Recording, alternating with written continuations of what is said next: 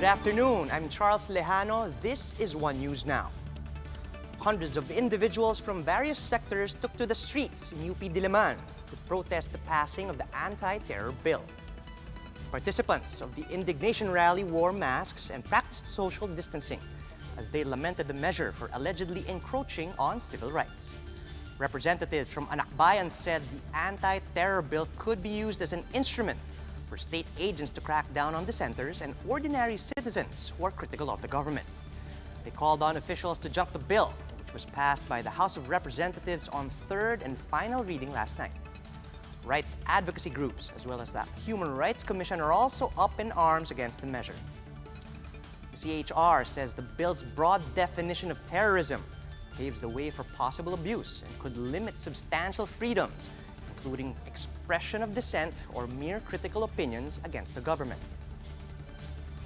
Miss Universe Queens Pia Wurtzbach and Catriona Gray also condemned the anti-terror bill on a series of Twitter and Instagram posts. 2018 Miss Universe Catriona Gray said that based on her research, she came to the conclusion that the bill should be junked. Miss U 2015 Pia Wurtzbach also used the hashtags #JunkTerrorBill and activism is not terrorism on her posts. And Speak Now singer Taylor Swift has also joined the chorus of voices calling to strike down the controversial measure.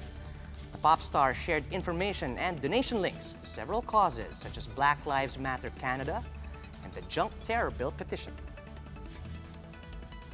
Here are other headlines we're keeping our eyes on.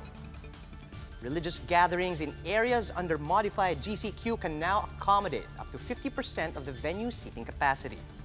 Justice Secretary Minardo Guevara says that this is based on the IATF's amended omnibus guidelines. Such gatherings are still subject to minimum health standards such as 1 meter physical distancing, wearing of face masks, sanitizing of hands, and zero physical contact. The government of Manila released safety guidelines for tricycles and pedicabs that have resumed operations in the city. The guidelines include wearing of face masks for drivers and passengers, as well as the installation of plastic separators between them.